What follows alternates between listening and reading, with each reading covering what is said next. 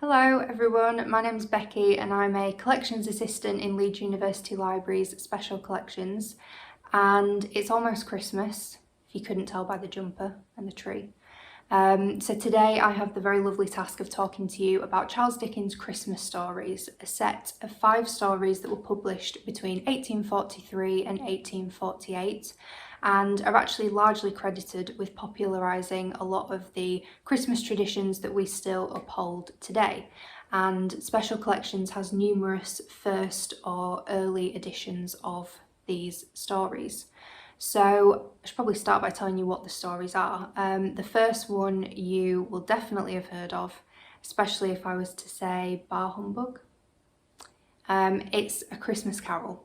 The story of an elderly miser called Ebenezer Scrooge, who on Christmas Eve night is visited by the ghosts of Christmas past, present and those yet to come, turning him by the end of the story into a kinder, more generous man, particularly when it comes to his very underpaid and overworked clerk Bob Cratchit and his son Tiny Tim.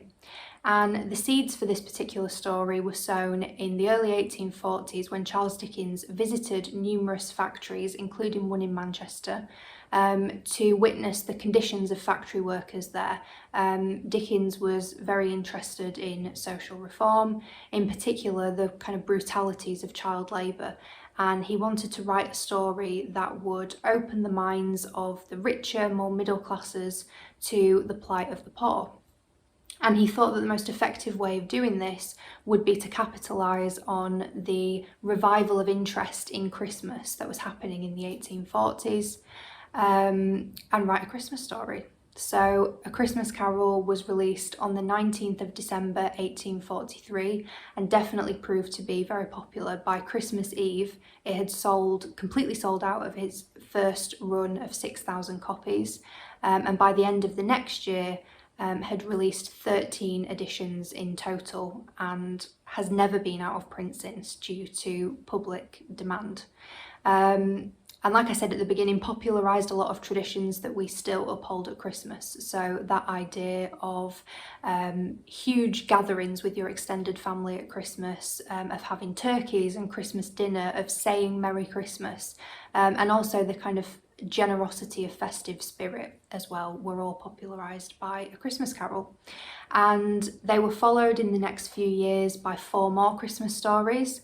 The Chimes in 1844, The Cricket on the Hearth in 1845, The Battle of Life in 1846, and The Haunted Man and the Ghost Bargain in 1848. And although arguably not as popular as A Christmas Carol, they were still very popular with the public and followed very similar themes. The idea of a character having a positive change of heart by the end of the story, usually with the help of a supernatural being or two. And I can't end this video without also talking about how beautiful the books are, because unusually for the time, that was also down to Charles Dickens himself. Although the books were published by Chapman and Hall, Dickens actually paid the publishing costs himself and insisted on the red cloth-bound covers, and also the gold gilt that you can see on the front and the spine of the books, and also on the edges of the papers. And this level of control even extended to getting rid of the original green end papers that were in A Christmas Carol, because Charles Dickens thought that they clashed too much with the red and the gold. So in later editions, the green was gone, and that is now a very rare book that we are lucky to have one of in Special Collections. So it meant very high production costs and therefore relatively low profits for a book as popular as A Christmas Carol, but I'd be pretty happy with having written a Christmas story that almost 200 years later is still a staple at Christmas time, and has spawned numerous film, TV, theatre adaptations. So I hope that you enjoyed learning a little bit more about Dickens's Christmas stories, and all that's left for me to do is decide which version of A Christmas Carol I'm going to watch.